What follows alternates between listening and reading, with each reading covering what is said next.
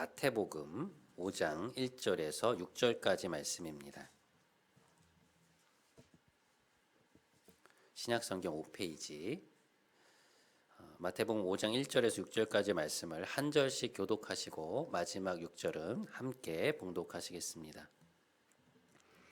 예수께서 무리를 보시고 산에 올라가 앉으시니 제자들이 나온지라.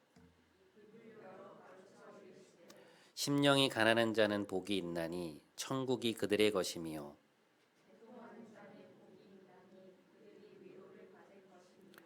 온유한 자는 복이 있나니 그들이 땅을 기업으로 받을 것이며 의에 줄이고 목마른 자는 복이 있나니 그들이 배부를 것이며. 아멘.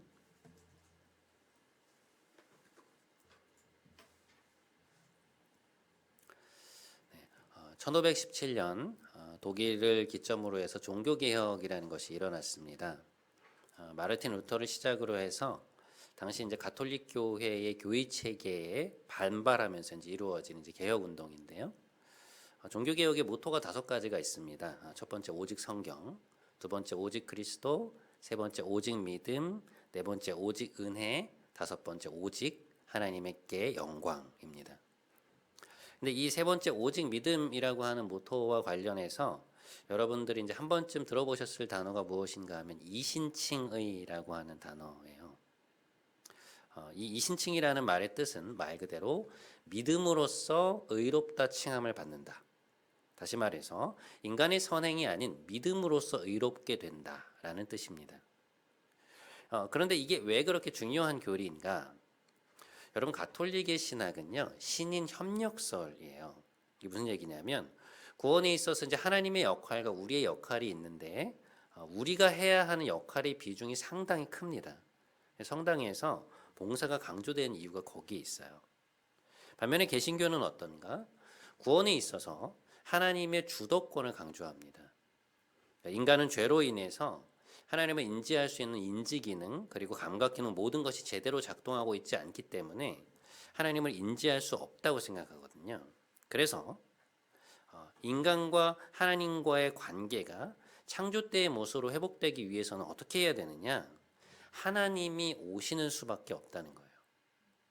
그러니까 하나님이 손을 내밀고 다가와서 우리에게 잡아주시는 것 외에는, 그분을 보여주시는 것 외에는 우리가 하나님께 갈 수 있는 다른 방법이 없다는 것입니다.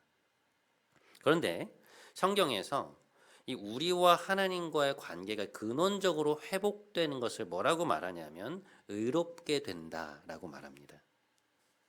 그러니까 성경에는 이 의롭게 된다는 표현이 참 많이 나오는데요. 대표적인 것이 로마서에 나오는 말씀들입니다. 하나님의 은혜로 값없이 의롭다 하심을 얻게 되었다. 우리가 믿음으로 의롭다 하심을 받았으니 예수는 우리가 범죄한 것 때문에 내어줌이 되고 또한 우리를 의롭다 하시기 위하여 살아나셨느니라. 성경에서 우리가 의롭게 되었다고 하는 것은요, 그러니까 우리가 다른 사람보다 도덕적인 의가 탁월하다 이런 뜻이 아니고요, 우리가 지금 하나님과 올바른 관계 안으로 들어오게 되었다라는 뜻입니다. 창세기 6장 9절에 보면 성경이 노아에 대해서 소개하면서 뭐라고 하냐면 노아는 당대의 의로운 사람이었다 이렇게 얘기하거든요. 그런데 이것은 노아가 다른 사람들보다 막 도덕적으로 더 고결하고 탁월한 사람이었다 뭐 이런 뜻이라기보다는 그가 하나님의 말씀에 순종하는 사람, 당대의 다른 사람들과는 달리 하나님과 올바른 관계를 맺고 사는 사람이었다라는 그러한 뜻으로 볼 수 있습니다. 자, 성경에 나오는 의에 대한 이러한 기본 지식을 여러분 배경으로 두시고 오늘 본문의 말씀을 한번 보시죠. 오늘 본문에서 주님은 이렇게 말씀하십니다. 의에 줄이고 목마른 자는 복이 있나니 저희가 배부를 것이며. 여러분, 여기 나오는 의라고 하는 단어를 한번 보십시오.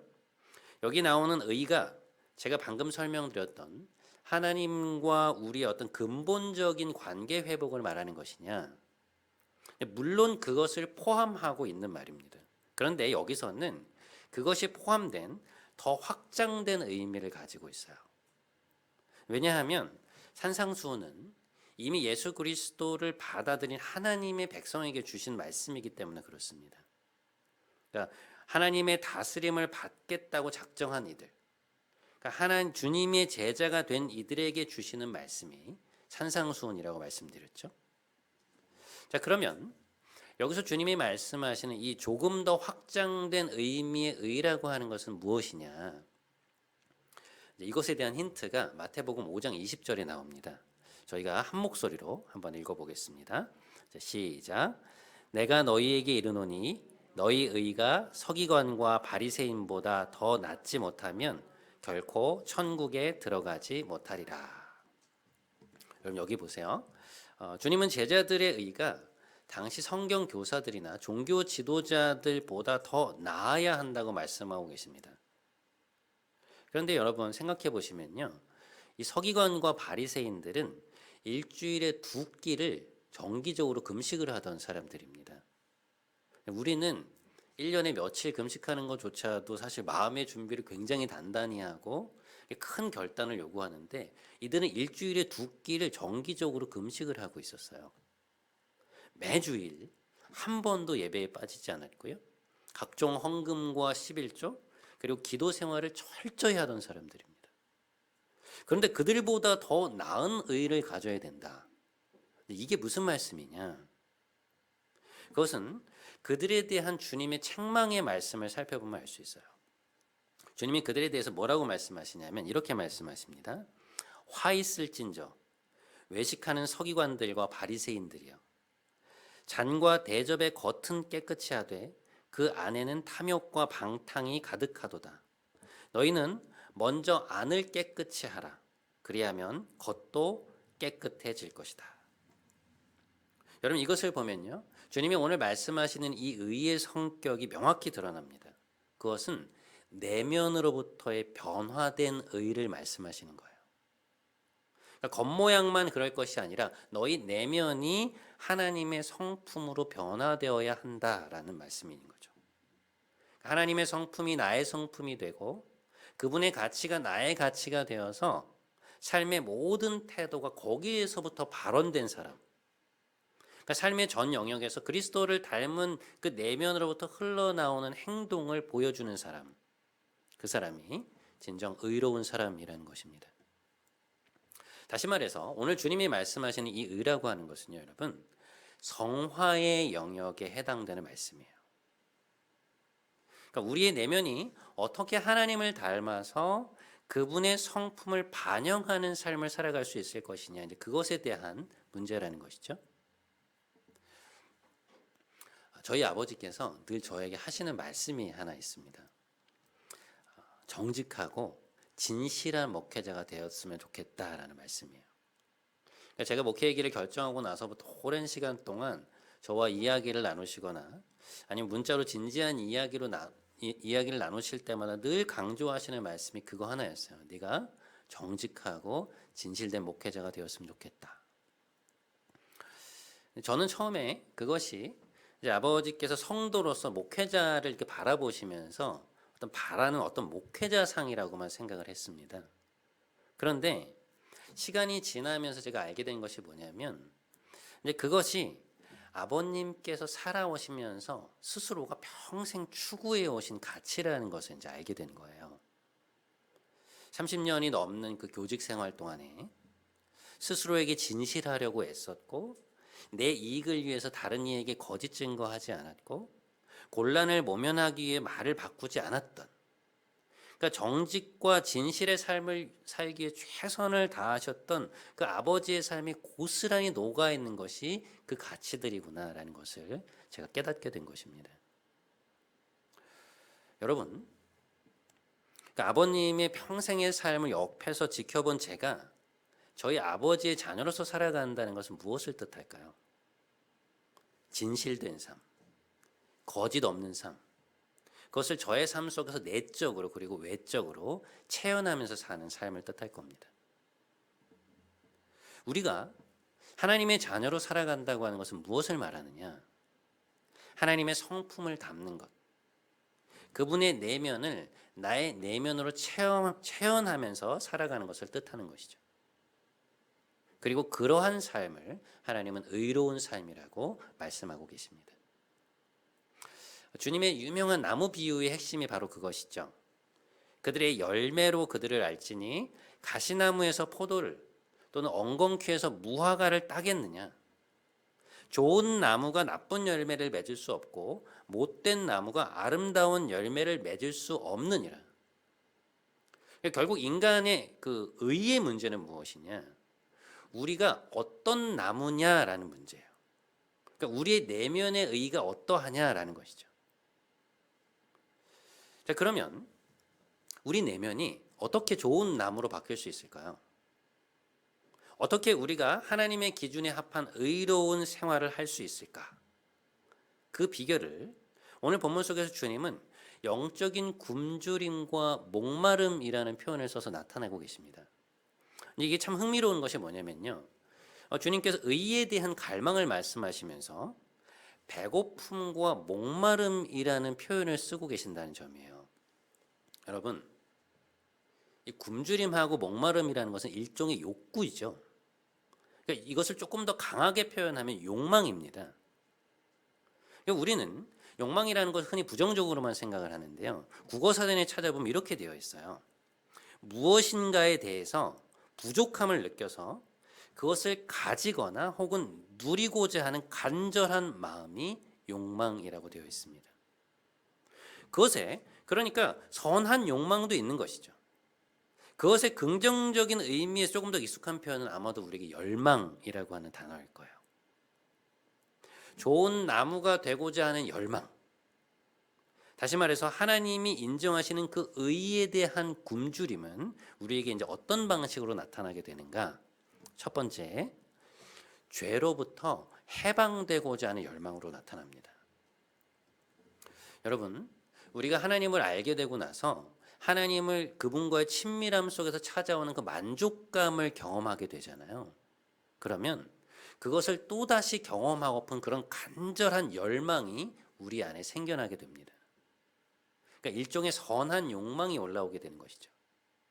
그런데 하나님과의 그 온전한 연합을 자꾸만 방해하는 것이 나의 반복적인 죄, 어떤 습관, 내면의 어떤 문제라는 것을 알게 되면 그것으로부터 해방되고 싶다는 욕구가 생겨나요. 내면이 성결해지고 하나님께 더 가까이 가게 되기를 간절히 바라는 마음이 강렬하게 올라오게 되는 것이죠. 그게 뭐냐면 의에 대한 목마름과 굶주림입니다. 최근에 제가 글을 하나 읽게 되었는데요. 한 재활의학과 선생님의 글이었어요. 이분은 이제 재활의학과 전문의신데 우리나라 축구 대표팀의 주치의도 하셨고 빙상연맹의 주치의까지 역임하셨던 꽤나 잘 알려진 분입니다. 그런데 이분이 몇 년 전에 직장암 4기를 선고받고 병을 앓게 되었다는 거예요. 여러분, 국가대표 주치의까지 한 명의가 설마 자기가 암에 걸릴 것이라고 생각이나 했겠습니까? 그러니까 그 진단을 받았을 때 그 충격이 이루 말할 수 없었겠죠. 그런데 자기가 곰곰이 자신의 삶의 지난 패턴들을 돌아보니 자신의 패턴이 암으로 갈 수밖에 없는 그런 패턴이었더라는 거예요. 이게 뭐냐면 워낙 바쁘니까 이분이 이제 밥도 제 시간에 먹지 않고 걸을 때가 많았고요. 또 먹어도 이분의 표현대로 하면 빛의 속도로 엄청나게 빨리 먹고, 그리고 뭐 일이 좀 많습니까? 그러니까 운동도 제대로 하지 않고 하는 그런 삶을 살아왔다는 것이죠. 그러니 자기가 생각할 때 암을 선고받아도 전혀 이상하지 않은 삶의 패턴이었다는 거예요. 그런데 그 암 선고를 받고 나서 자기가 어떻게 했느냐? 살아야겠다는 생각에 삶의 패턴을 완전히 바꾸었다는 것입니다. 그러니까 밥도 하루 3끼를 꼬박꼬박 영양가를 계획해서 엄선된 음식을 먹고 밥을 먹을 때도 천천히 꼭꼭 씹어서 먹고, 그리고 운동도 하루에 무조건 30분 걷기 오전에, 그리고 오후에 저녁에 1시간 이상 유산소 운동과 근육 운동을 하기 시작했다는 거예요. 동시에 몸에 안 좋은 영향을 주는 모든 생활 패턴을 다 제거하고 바꾸었다는 것입니다. 그 결과 어떻게 되었느냐? 놀랍게도 몇 년이 지난 후에 몸의 전반적인 밸런스가 굉장히 좋아지고 많이 회복이 되었다는 그런 글을 읽은 적이 있습니다. 여러분, 무엇입니까?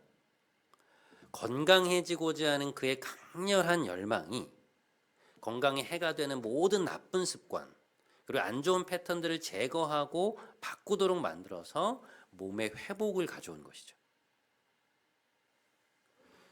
오늘 주님이 말씀하신 이 의에 줄이고 목마르다라고 하는 것은 무엇이냐? 그것은 우리를 하나님께로부터 멀어지게 만드는 내 안에 있는 어떤 죄를 제거하고 삶의 습관들을 바꾸어서 죄로부터 해방되어서 하나님과 더 깊은 연합을 누리고자 하는 강렬한 열망입니다.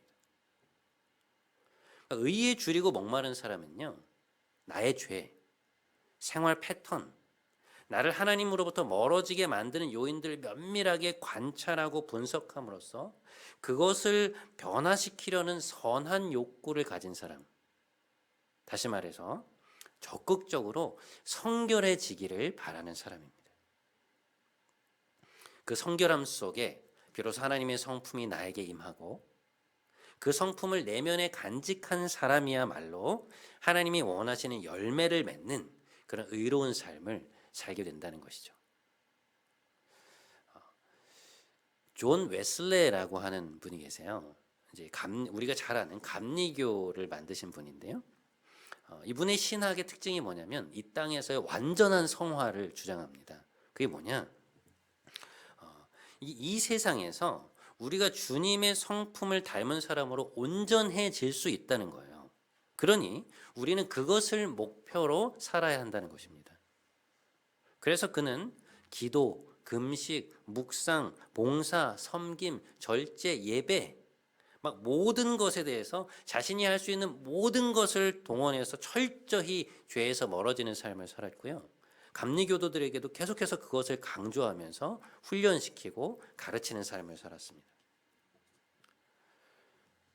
그런데 여러분, 그 과정에서 이분들이 맺었던 그 내면의 성결은요, 그저 개인적인 깨끗함으로 끝난 게 아니었어요.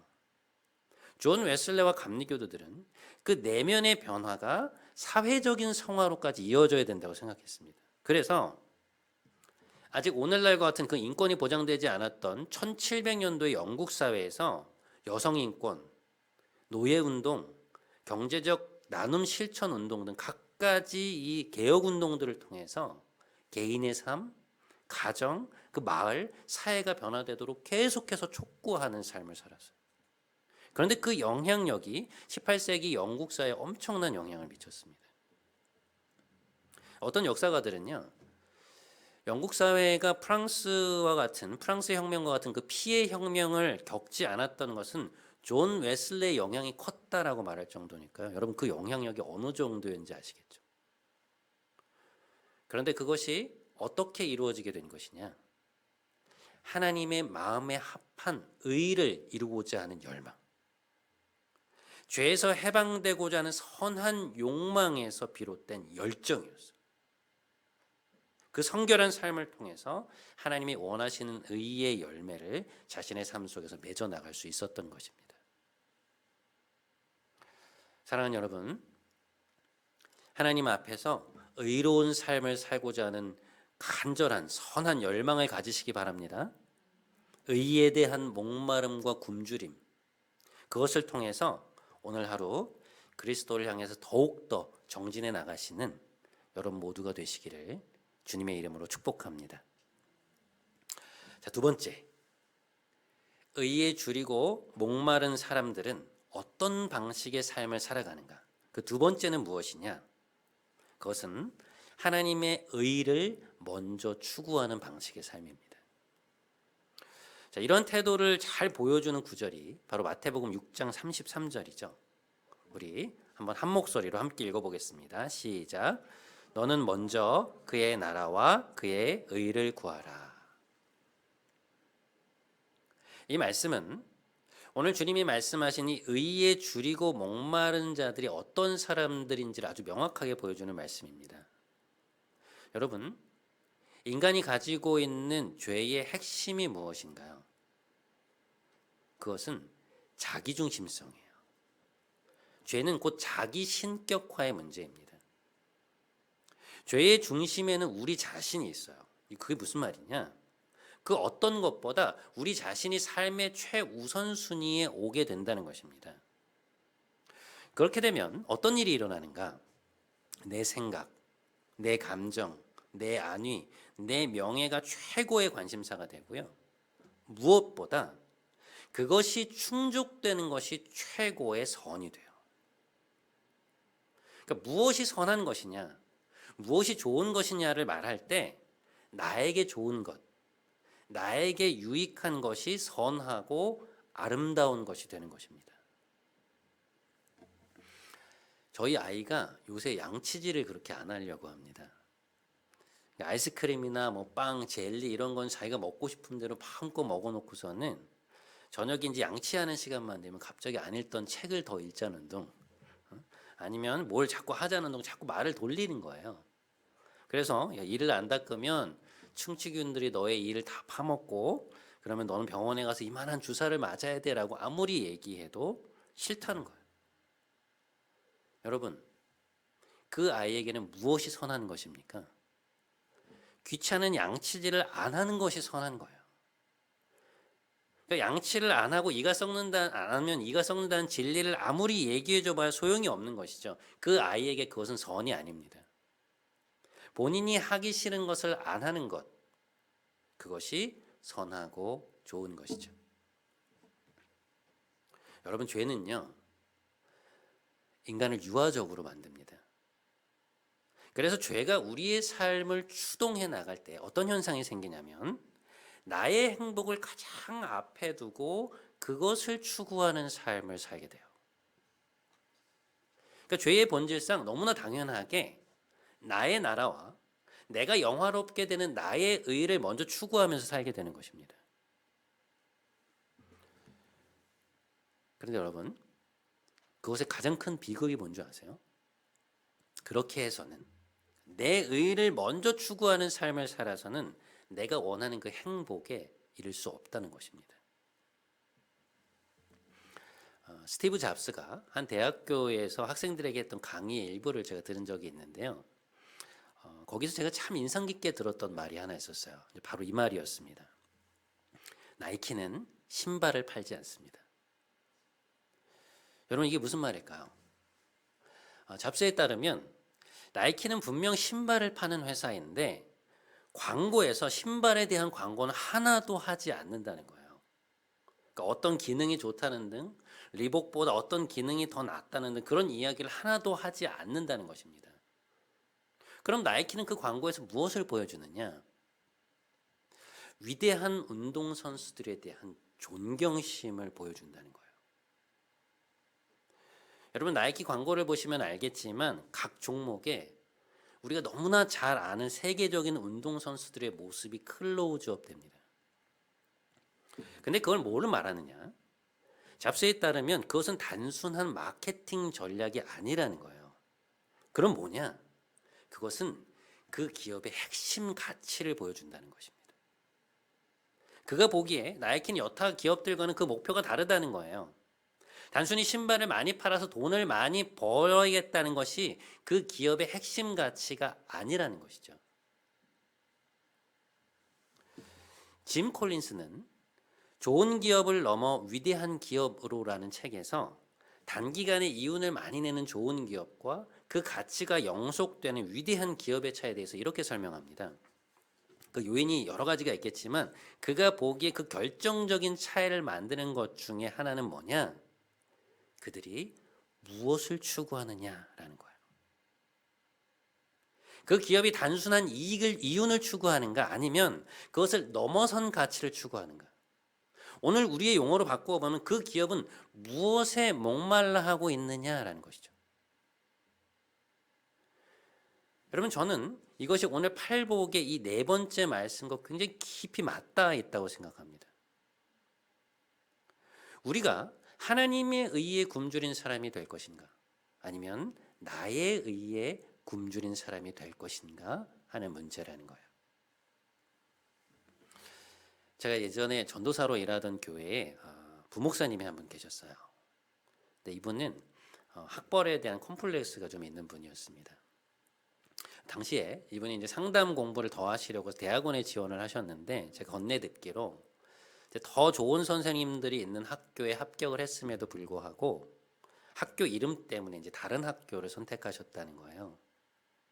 그리고 그분의 책상 위에는 항상 그 학교의 마크가 크게 그려져 있는 그 대학원 합격증이 붙여져 있었습니다. 근데 아마 그 학교의 마크가 너무 마음에 드셨던 것 같아요. 근데 그 모습이 오히려 저한테는 이제 안타깝게 여겨지는 것이죠. 왜냐하면 그분이 그 바라던 학교에 합격은 했을지 몰라도 인격적으로는 더 나아진 모습이 보이지 않는 거예요.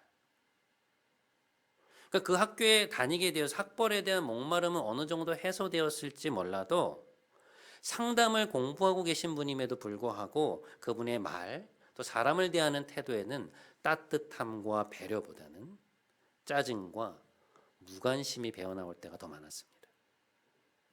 그러니까 자신이 추구하던 그 어떤 갈증이 해소가 되면 뭔가 더 행복해야 될 것 같은데 여전히 그분의 말과 행동에는 자신이 일하던 그 교회에 대한 불평이 많았던 것을 기억해요. 제가 장로회 신학대학원에 다닐 때 교회사를 가르치는 한 교수님이 계셨어요. 그 분야에서 꽤 알려진 분이었는데요. 친구들과 함께 그 교수님을 인터뷰하러 갈 기회가 있었습니다. 긴 시간 동안 그분과 이제 이야기를 나누면서 참 저에게 인상이 깊었던 게 뭐냐면, 그러니까 이분은 이제 다른 교수님들과는 달리 이제 학부 공부를 소위 뭐 탑 클래스의 학교에서 하신 게 아니었고요. 이제 고향 근처에 있는 대학교에서 이제 공부를 하셨는데요. 근데 거기에 대해서 뭐 아무런 거리낌이 없으신 거예요. 그러니까 자기가 학부에서 역사를 공부할 때 선생님들에 대해서 공부 방법에 대해서 참 많이 배웠고 그 시간들이 자신의 그 역사 공부를 하는 데 있어서 큰 밑거름이 되었고 너무 행복한 시간이었다는지 그렇게 이야기를 하시더라고요. 근데 그 뒤에 신학을 해야겠다고 마음을 먹고 이제 신학대학원에 왔는데 마침 특강을 하러 오신 그 외국 대학교의 총장님이 자신이 연구하고 싶은 분야의 전공자셔서 또 이야기를 나누다가 그분과 연결이 되어서 스위스에서 공부를 하고 돌아오신 것이었습니다. 근데 인품이 참 훌륭하셨어요. 그리고 굉장히 성실하고 항상 수업 시간에 이 목회 현장으로 나갈 목회자들에게 좋은 것을 주려고 최선을 다해 준비해 오시는 것이 느껴지는 거예요. 자신이 한국 교회와 목회자들에게 무엇을 기여할 수 있을까를 늘 생각하면서 그 분야에서 나름의 탁월한 성과를 이루어가고 계셨습니다. 뭐 당연히 주변의 인정도 받고 계셨죠. 여러분, 이 두 분의 삶의 차이를 만든 것은 무엇이었을까요? 저는 그것이 이분들이 무엇을 추구하면서 살고 있는가, 무엇에 목말라 하면서 살고 있는가의 차이라고 느꼈어요. 한 분은 남들에게 보여질 자신의 의에 목말라 하면서 그것에 굶주리며 살고 있었고, 반면 다른 한 분은 나는 하나님을 위해 무엇을 할 수 있을까? 내가 배우고 연구한 것을 통해서 한국교회에 나는 어떤 기여를 할 수 있을까? 자신의 의가 아닌 하나님의 의를 추구하며 살고 있었습니다. 출발점은 두 분이 크게 다르지 않았어요. 그런데 이 두 사람의 삶의 질을 완전히 다르게 만들어버린 것은 무엇이었는가? 무엇을 구하며 살아가고 있는가? 무엇에 줄이고 목말라 하면서 살고 있는가였어요. 사랑하는 여러분, 하나님의 의에 목말라 하면서 끊임없이 그분의 의를 추구하면서 사는 사람들은요, 하나님이 배부르게 하십니다. 그러나 나의 의를 추구하면서 사는 사람들은 늘 목이 말라요. 갈증이 해소되지 않습니다. 부디 오직 하나님의 의를 갈망하고 그분의 의를 추구함으로 하나님이 채우시는 놀라운 체험을 삶 속에서 경험하는 여러분 모두가 되시길 바랍니다. 자, 오늘 말씀을 정리하면서 마지막으로 한 가지만 더 짚고 넘어가려고 합니다. 무엇인가 하면 의에 줄이고 목마른 사람들을 하나님이 배불리신다라고 하는 그 복의 의미예요. 여러분, 이 배불리신다는 말씀의 의미가 뭘까요? 그러니까 삶의 어느 순간 하나님을 한번 깊이 체험하고 나면 더 이상 배고프지 않다는 말씀인가? 더 이상 목마르지 않다는 그런 말씀인가? 우리에게 그 의미가 무엇인지를 잘 보여주는 말씀이 하나 있습니다. 요한복음 4장 14절 말씀인데요. 저희가 한 목소리로 한번 읽어보겠습니다. 시작. 내가 주는 물을 마시는 자는 영원히 목마르지 아니하리니. 자, 여러분 보세요. 이 말씀은 언뜻 보면 주님의 체험을 한 번 경험한 사람들은 더 이상 목마르지 않다라는 말씀처럼 들립니다. 주님이 주시는 물을 마시는 자는 영원히 목마르지 않는다고 말씀하시잖아요. 근데 이 말씀이 정말 그 뜻이냐? 우리가 주목해 보아야 하는 것은 뭐냐면 마신다라고 하는 동사예요. 이 마신다라고 하는 동사를 헬라어로 보면 그 시제가 현재형으로 되어 있습니다. 무슨 말이냐? 여러분 헬라어의 현재형 동사는요. 지금 그것을 한다고 하는 그 현재의 의미도 있지만 동시에 뭘 갖고 있냐면 반복의 의미를 아주 강하게 지니고 있어요. 그러니까 어떤 행위를 계속해서 반복해서 행한다는 의미를 내포하고 있는 것입니다. 자, 그걸 감안해서 이 요한복음의 말씀을 읽으면 어떻게 되느냐? 목마른 자들은 내가 주는 물을 계속해서 마실 수 있기 때문에 영원히 목마르지 않을 것이다 라는 뜻이 돼요. 이해가 되시죠? 자, 여러분 이 말씀이 이해가 되면 주님의 다음 말씀도 이해가 됩니다. 나를 믿는 자는 그 배에서 생수의 강이 흘러나오리라 하시니 이는 그를 믿는 자들이 받을 성령을 가리켜 말씀하신 것이라. 여러분 이 말씀 들어보셨죠? 우리의 배에서 생수의 강이 흘러나온다는 말은 무슨 말씀이냐? 성령께서 우리 안에 오셔서 은혜의 일을 시작하시면 우리의 목마름이 채워지게 되고요. 근데 하나님과의 그 목마름을 채워짐을 경험하고 하나님과의 더 온전한 연합을 우리가 갈망하면서 나갈 때 마치 우리의 배에서 우리 내면에서 생수의 강이 흘러나오는 것처럼 목마름이 끊임없이 해소될 것이라는 그런 말씀이에요. 여러분 이것이 얼마나 놀라운 비전입니까? 이것이 얼마나 우리에게 소망이 되고 힘이 되는 말씀인가요? 부디 여러분의 배에서 생수의 강이 흘러나와서 여러분의 내면을 충만히 채우게 되기를 주님의 이름으로 축복드립니다. 자, 말씀을 정리해 보겠습니다. 의에 줄이고 목마른 자들은 어떠한 사람들인가? 첫 번째, 죄에서 해방되고자 하는 강렬한 열망을 가진 자들이에요. 그러니까 성결에 대한 강력하고도 선한 욕망을 통해서 나 자신의 삶뿐만 아니라 주변에서도 하나님이 맺게 하시는 아름다운 열매를 맺는 사람들입니다. 두 번째, 나의 의가 아닌 하나님의 의를 구하는 사람들이에요. 죄에서 비롯된 자기 중심성을 버리고 오직 하나님을 위해 살고 하나님이 주신 소명이 나의 양식이 되는 자들, 그들이 의에 줄이고 목마른 사람들입니다. 사랑하는 여러분, 우리 함께 온전함을 향하여 나갑시다. 의에 줄이고 목마른 사람은 복이 있다. 그들이 배부를 것이다. 선한 열망, 선한 목마름, 선한 줄임을 가짐으로 팔복의 네 번째 복을 삶 속에서 풍성히 체험하시는 여러분 모두가 되시기를 주님의 이름으로 축원드립니다. 우리 함께 마지막으로 이 찬양하면서 오늘 하나님 앞에 좀 나아가는 시간 가졌으면 좋겠습니다. 마음이 상한 자를 고치시는 주님이라는 찬양인데요. 여기 보면 의에 줄이고 우리가 목이 마르니 성령의 기름을 부으셔서 우리를 채워달라고 간구하는 후렴구가 있습니다. 주님, 우리를 채워주시고 우리가 정말 하나님 안에서 아름다운 열매를 맺으며 살게 하소서. 우리 이 마음을 가지고 함께 찬양하며 나아가도록 하겠습니다.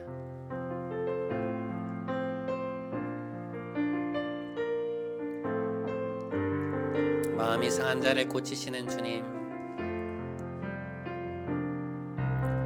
마음이 상한 자를 고치시는 주님, 하늘의 아버지 날 주관하소서. 주의 길로 인도하사 자유케 하소서. 새 일을 행하사 부흥케 의에 줄이고 목이 마르니, 그리고 목이 마르니 성령의 기름 부소서. 의에 줄이고 목이 마르니 내 잔을 채워주소서. 성령으로 채우사, 성령으로 채우사 주 보게 주의 임재 속에 은혜를 알게 하소서. 은혜 알게 하소서. 주 뜻대로 살아가리 세상 끝날까지. 나를 빚으시고 새날 열어주소서. 의에 줄이고 목이 마르니 성령의 기름 부소서. 의에 줄이고 의에 줄이고 목이 마르니 내 잔을 채워주소서.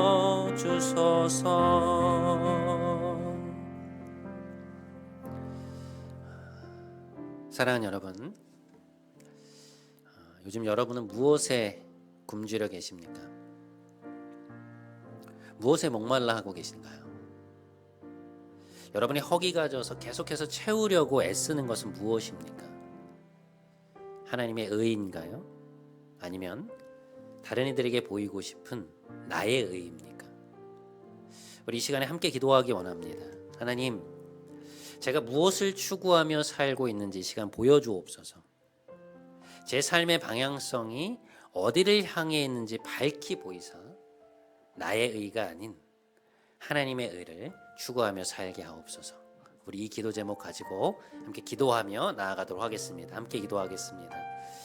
하나님 아버지, 오늘 말씀을 통하여서 우리가 무엇을 추구하며 살아가고 있는지 다시 한번 점검케 하시니 감사합니다.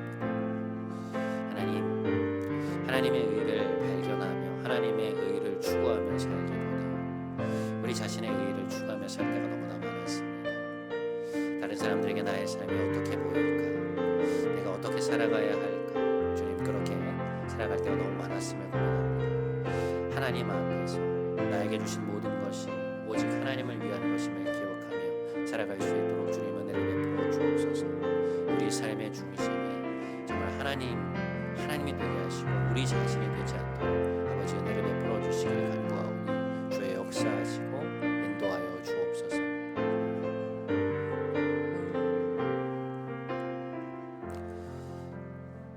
여러분, 주님이 우리에게 원하시는 것은 우리 내면의 의로움입니다.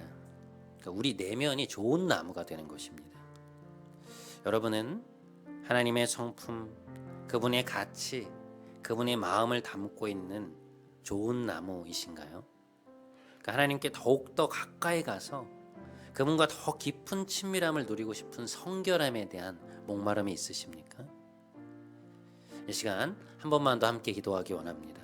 주님, 제 안에 주님의 것을 담기 원합니다. 주님으로부터 저를 멀어지게 만드는 모든 반복적인 죄, 습관, 삶의 패턴들을 제거하게 하시고 매일매일 영적인 진보를 이루게 하소서.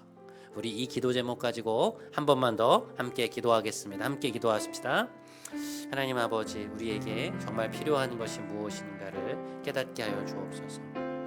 하나님, 오늘 말씀하신 그 의는 우리 내면의 의로움인 것을 보게 됩니다. 좋은 나무가 되는 것, 우리가 하나님의 성품, 하나님의 마음, 하나님의 것을 마음에 품고 그것으로부터 모든 것이 발현되어 나오는 삶, 정말 우리의 삶의 행동이 거기에서부터 발현되는 삶, 그래서 정말 선결의 열매를 나의 삶뿐만 아니라 내게 주신 그 모든 일터와 가정과 모든 곳에서 맺는 것임을 고백합니다. 주님을 따라가기 원합니다. 우리 삶의 그 성결의 열매를 맺기 원합니다.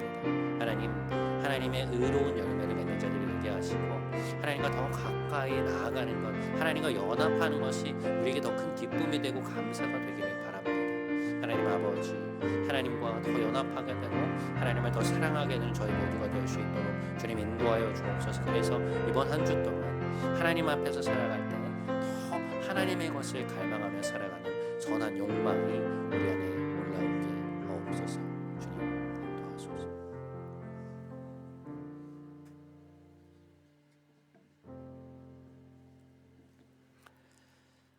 거룩하신 아버지의 마음을 우리 안에 품기 원합니다.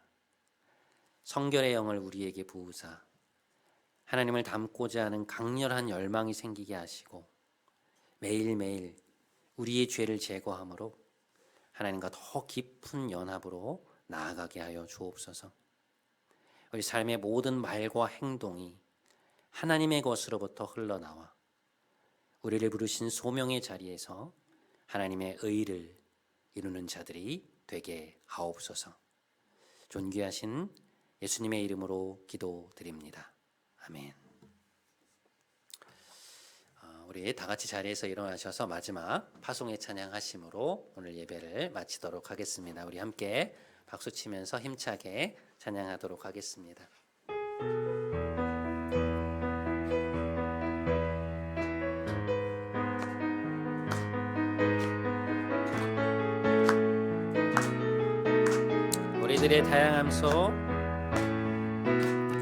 우리들의 다양함 속 삶의 자리 그 가운데 모두에게 친구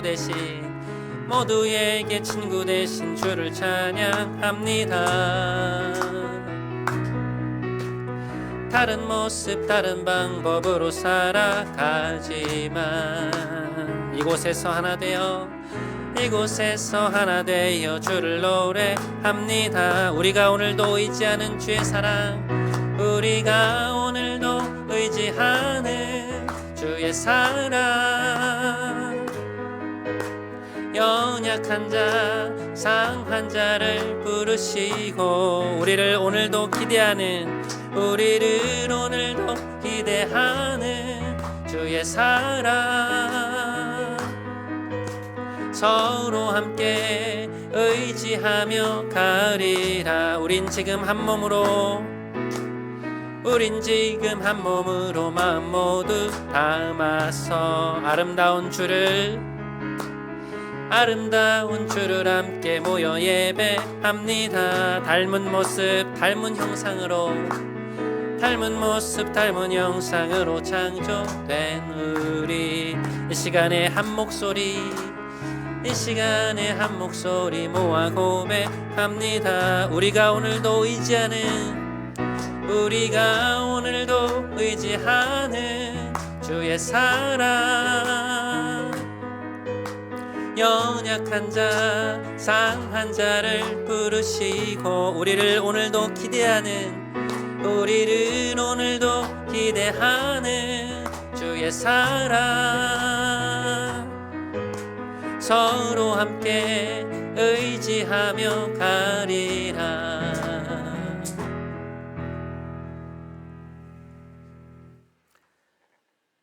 이제는 우리 구주 예수 그리스도의 크신 은혜와 하나님 아버지의 놀라우신 사랑과 보혜사 성령님의 성결케 하심이 의에 줄이고 목마른 자 되어 하나님이 배불리시는 충만함으로 성결하게 의롭게 한 주를 살아가기 원하는 함께 예배드린 사랑하는 모든 형제 자매들과 이들의 가정 위에 그리고 한국 사회 위에 이제부터 영원토록 함께 하시기를 간절히 축원하옵나이다. 아멘.